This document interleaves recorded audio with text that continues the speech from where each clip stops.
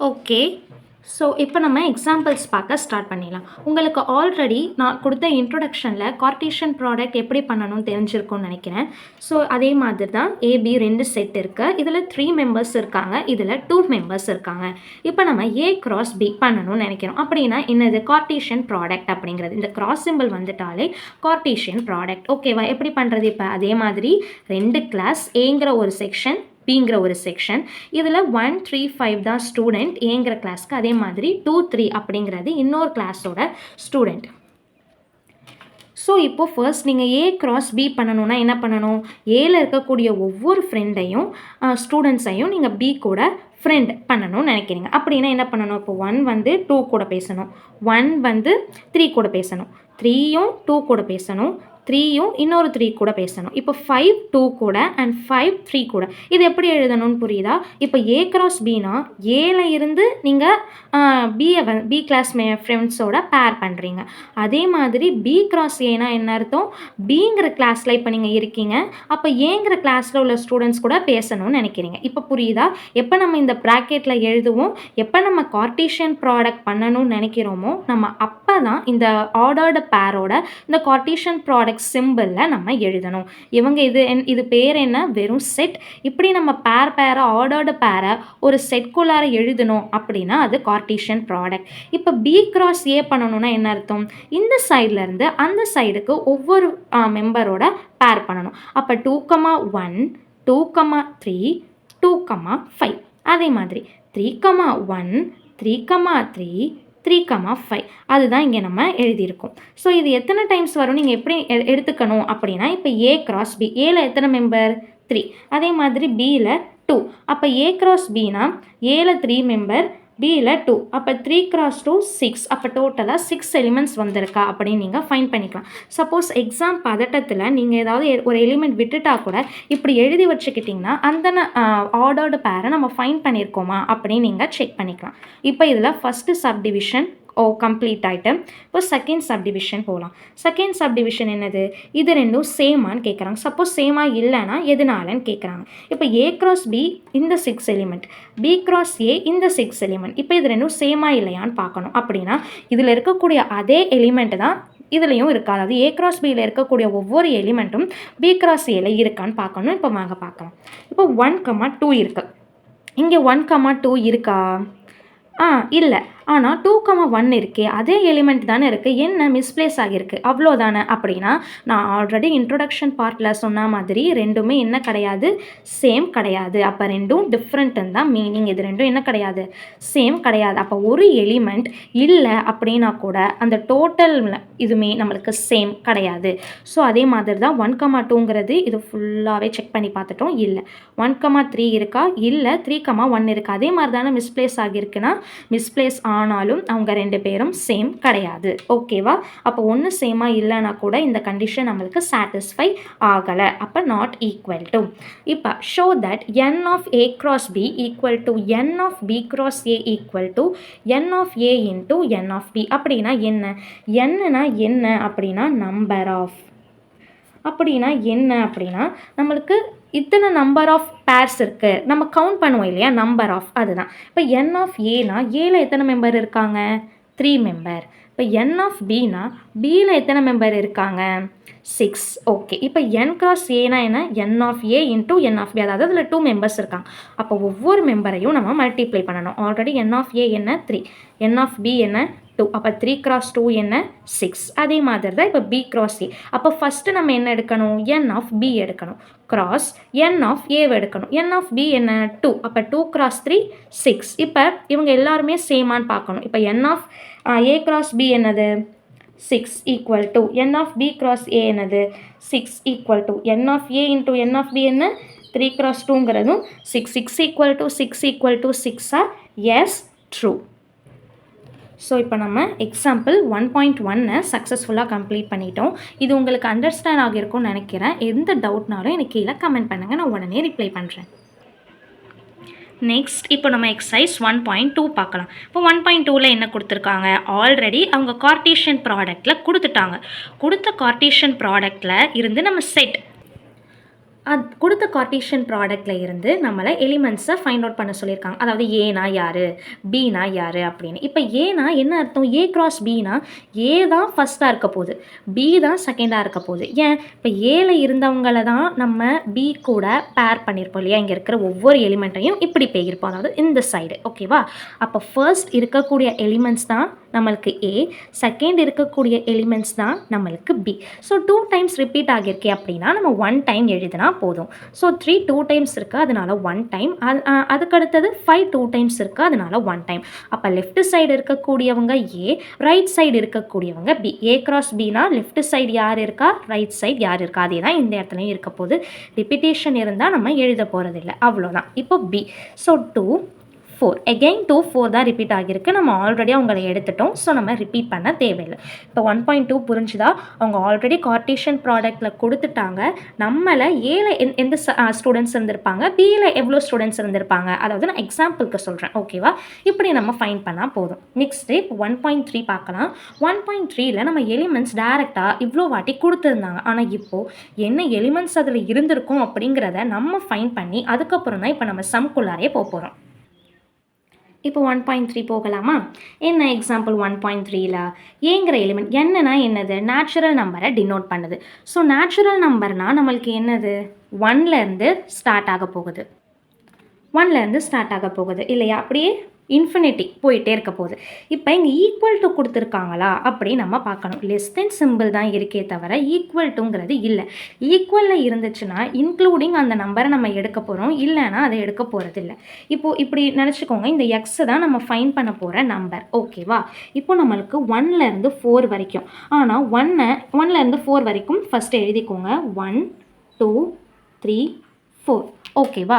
இப்போ 1ஐயும் 4ஐயும் நம்ம இன்க்ளூட் பண்ணணுமா பண்ணக்கூடாதா அப்படின்னா ஈக்குவல் டு சிம்பிள் இருக்கான்னு கெஸ் பண்ணணும். ஈக்குவல் டு சிம்பிள்னால் இந்த இருக்கு இல்லையா? இந்த மாதிரி இருக்கும். இந்த ஈக்குவல் டு சிம்பிள் இருந்தால் அந்த நம்பரை நம்ம இன்க்ளூட் பண்ணணும், இல்லைன்னா நம்ம இன்க்ளூட் பண்ணக்கூடாது.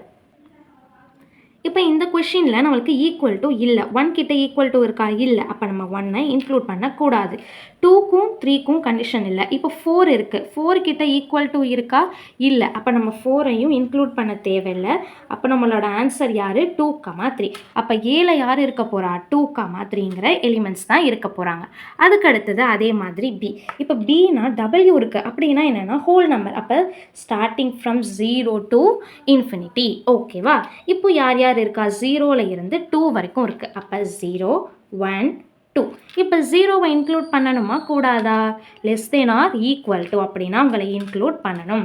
1ஐ இன்க்ளூட் பண்ணணும். இப்போ 2 இருக்குது, 2 கிட்ட இருக்கிறவங்களை இன்க்ளூட் பண்ணணுமா கூடாதா? லெஸ் தென் ஈக்குவல் டு இல்லை, வெறும் லெஸ் தென் அப்படின்னா இவங்களை இன்க்ளூட் பண்ணக்கூடாது. அப்போ பியில் யார் இருக்க போகிறா? 0, 1. அதே மாதிரி இப்போது சி வந்து natural number. So the same natural நம்பர்னால் என்ன அர்த்தம்? 1லேருந்து நம்மளுக்கு ஸ்டார்ட் ஆக போகுது, 1லேருந்து லெஸ் தென் 3. இங்கே இந்த மாதிரி கண்டிஷன் இருந்தது. ஆனால் இந்த இடத்துல இல்லையே அப்படின்னா ஒன்றும் பிரச்சனை இல்லை. நேச்சுரல் நம்பர்னாலே நம்மளுக்கு எதுலேருந்து தான் ஸ்டார்ட் ஆக போகுது? 1லேருந்து தான் ஸ்டார்ட் ஆக போகுது. எதில் வரைக்கும்? 3 வரைக்கும். அப்போ 1 2 3. 1 கிட்ட எந்த ஒரு கண்டிஷனுமே இல்லை அப்படிங்கிறதுனால நம்ம தாராளமாக 1 எடுத்துக்கலாம். நம்மளுக்கு கண்டிஷன் எல்லாமே கிவன் கிட்ட இருந்து தான். ஸோ இப்போ 3 இருக்கிறதுனால 3 கிட்ட தான் நம்ம கண்டிஷன் வைக்க போகிறோம். அது லெஸ் தென் ஆர் ஈக்குவல் டுவா என்ன? வெறும் லெஸ் தென். அப்போ இதை இன்க்ளூட் பண்ணக்கூடாது. அப்போ 1, 2 நம்ம தாராளமாக இன்க்ளூட் பண்ணிக்கலாம். இப்போது ஏ யார் யார் இருப்பா, பி யார் யார் இருப்பா, சி யார் யார் இருப்பா நம்ம கண்டுபிடிச்சாச்சு. இப்போ இந்த ஃபர்ஸ்ட் கொஷினை நம்ம ஃபைண்ட் அவுட் பண்ணலாம். இதை நம்ம left hand side right hand side அப்படின்னு 2 பார்ட்டாக நம்ம ஸ்ப்ளிட் பண்ணிக்கலாம். ஓகேவா? இப்போ லெஃப்ட் ஹேண்ட் சைட்னால் யார்? A cross B union C. இப்போது யூனியன் இன்டர்செக்ஷன் வரதுனால நான் ஃபஸ்ட்டு யூனியன் இன்டர்செக்ஷன் சொல்லிவிட்டு அப்புறம் வந்துடுறேன். இப்போ யூனியன்னா என்னென்னா வந்தவங்களே திரும்பி வந்தாங்கன்னா நம்ம அவங்கள இன்க்ளூட் பண்ண தேவையில்லை. ஃபார் எக்ஸாம்பிள் இப்போ 1 3ன்னு இருக்குது யூனியன், இந்த சைடு 2 3ன்னு இருக்குது. இப்போ இல்லாத ஃபேமிலி மேக் பண்ண போகிறோம்னு வச்சுக்கோங்களேன். இப்போ 1 இருக்குது, 3 இருக்குது, 2 இருக்குது, ஆல்ரெடி 3 இருக்கே அப்படின்னா அவங்க தேவையில்லை, அவங்க ஆல்ரெடி வந்துட்டாங்க. ஸோ 1 டைம் அவங்கள கால் பண்ணால் போதும். சப்போஸ் இதே இந்த இடத்துல இன்டர்செக்ஷன் இருக்கிறதா அஸ்யூம் பண்ணிக்கோங்க. அப்படின்னா என்ன பண்ண போகிறோம் அப்படின்னா சேம் ஃபேமிலியில் இருந்து வரவங்களை மட்டும்தான் நம்ம எடுக்க போகிறோம். இப்போ 1, 3லையும் 2, 3லையும் யார் காமனாக இருக்கா? கரெக்ட், 3. அப்போ நம்மளோட இன்டர்செக்ஷனுக்கு ஆன்சர் யார்? 3. இப்போ யூனியனுக்கும் இன்டர்செக்ஷனுக்கும் டிஃப்ரென்ஸ் புரியுதா? யூனியன்னா எல்லாரையுமே ஒன் டைம் கால் பண்ணால் போதும். இன்டர்செக்ஷனாக ரெண்டு ஃபேமிலியிலையும் காமனாக இருக்கிற மெம்பர்ஸை மட்டும்தான் எடுத்துக்கணும். இப்போ நம்ம லெஃப்ட் ஹேண்ட் சைடு வருவோம். லெஃப்ட் ஹேண்ட் சைடில் ஃபஸ்ட்டு யார் எடுத்துக்கணும்னா, எப்போவுமே ஞாபகம் வச்சுக்கோங்க, மேக்ஸில் ப்ராக்கெட்டில் இருக்கிறவங்கள தான் நம்ம ஃபஸ்ட்டு சால்வ் பண்ணணும். அதுக்கப்புறம் தான் நம்ம மற்ற எலிமெண்ட்ஸ்க்கு போகணும். இப்போ பி யூனியன் சி. பினா யார்? 0,1 இப்போ தான் ஃபைன் பண்ணோம். அதே மாதிரி யூனியன் சிம்பிள் சி. சியில் யார் இருக்கா? 1,2. ஸோ யூனியன்னா என்ன பண்ணணும்னு சொல்லியிருக்கேன்? ஒன் டைம் ஒரு மெம்பரை கால் பண்ணால் போதும். அப்போ 0 இருக்காங்க, 1 இருக்காங்க, ஆல்ரெடி 1ஐ இன்க்ளூட் பண்ணியாச்சு. ஸோ 2 டைம்ஸ் இருக்கிறதுனால இந்த இடம் தேவையில்லை, 2 இல்லை, அதனால் இன்க்ளூட் பண்ணிக்கிட்டோம். இதோட பி யூனியன் சி ஓவர். இப்போ A cross B union C வேணும்னா என்ன பண்ண போகிறோம்? ஏ கிராஸ்னா A cross B union C already find பண்ணியிருக்கோம். இப்போ அதே மாதிரி தான் ஒவ்வொரு எலிமெண்ட்டையும் ஒவ்வொருத்தவங்க கூட நம்ம பேர் பண்ண போகிறோம். அதாவது இந்த சைடு ஏன் ஏலேருந்து தான் பிக்கு போகணும். அதே மாதிரி தான் 2,0, 2,1, 2,2. அதே மாதிரி 3,0, 3,1, 3,2. ஸோ டோட்டலாக எத்தனை எலிமெண்ட்ஸ் வந்திருக்கு? நம்மளுக்கு 6 எலிமெண்ட்ஸ் வந்திருக்கு. இது லெஃப்ட் ஹேண்ட் சைட் ஃபைன் பண்ணியாச்சு. லெஃப்ட் ஹேண்ட் சைடில் உள்ளதை நம்ம கம்ப்ளீட் பண்ணிட்டோம். இப்போ ரைட் ஹேண்ட் சைட் போகலாம். இப்போ ரைட் ஹேண்ட் சைட் பார்த்தீங்கன்னா A cross B and A cross சியை யூனியன் எடுக்க சொல்லியிருக்காங்க. First A cross B A cross C எப்படி பண்ணணும்?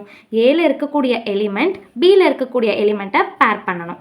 அதே மாதிரி ஏ கிராஸ் சினா ஏல இருக்கக்கூடிய ஒவ்வொரு எலிமெண்ட்டையும் சியில் இருக்கக்கூடிய ஒவ்வொரு எலிமெண்ட்டுக்கு பேர் பண்ணியிருப்போம். அதாவது இந்த மாதிரி ஏ கிராஸ் பினா ஏல இருக்கக்கூடிய ஒவ்வொரு எலிமெண்ட்டும் பி கூட, ஏ கிராஸ் சினா ஏல இருக்கக்கூடிய ஒவ்வொரு எலிமெண்ட்டையும் பி கூட, அதாவது 2,1, 2,2, 3,1, 3,2. ஓகேவா? இப்போ A cross B A cross C complete ஆகிட்டு. இப்போது இவங்களை யூனியன் எடுக்கணும். அப்படின்னா என்ன அர்த்தம்? இந்த பேரை நம்ம ஒன் டைம் இன்க்ளூட் பண்ணால் போதும். இப்போ இங்கே 2,0 இருக்குது, ஆனால் இங்கே என்ன இருக்குது? 2,1 இருக்குது. அப்போ எல்லா ஃபேமிலியுமே நம்ம இங்கே இல்லாதவங்களை 1 எழுதினோம், இருக்கிறவங்கன்னா ஆல்ரெடி இருந்தாங்கன்னா ஒன் டைம் எழுதினா போதும். 2,0, 2,1, 3,0 எழுதுகிற ஒவ்வொரு டைம் நம்ம ஒவ்வொரு பேரை எழுதுகிறப்பையும் அவங்க ஆல்ரெடி எழுதியிருக்கோமான்னு செக் பண்ணிக்கோங்க. இப்போ இதுதான் ரைட் ஹேண்ட் சைட். இது ஃபர்ஸ்ட் ஈக்குவேஷன் ஃபைன் பண்ணிட்டோம். இது செகண்ட் ஈக்குவேஷன்.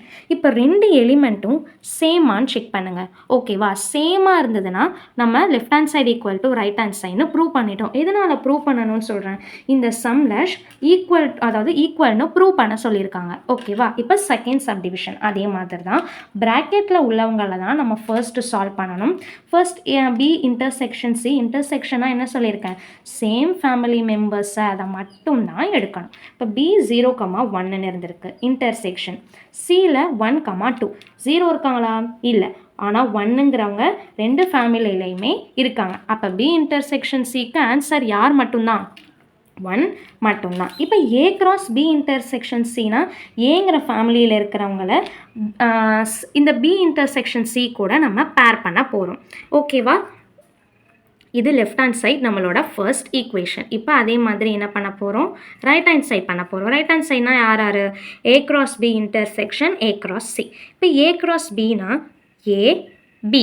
இப்போ ஒவ்வொரு எலிமெண்ட்டும் அதே மாதிரி ஒவ்வொரு எலிமெண்ட் கூட பேர் பண்ண போகிறோம். எப்படி எக்ஸாம்பிள் வச்சுக்க சொன்னால், ஏங்கிற கிளாஸில் உள்ள ஸ்டூடெண்ட்ஸை பிங்கிற கிளாஸோட ஸ்டூடெண்ட்ஸோட ஃப்ரெண்ட் ஆக போகிறோம். ஓகேவா? அதே மாதிரி தான் ஏ கிராஸ் சி. ஆல்ரெடி நம்ம எலிமெண்ட்ஸ் ஃபைன் பண்ணிட்டோம்.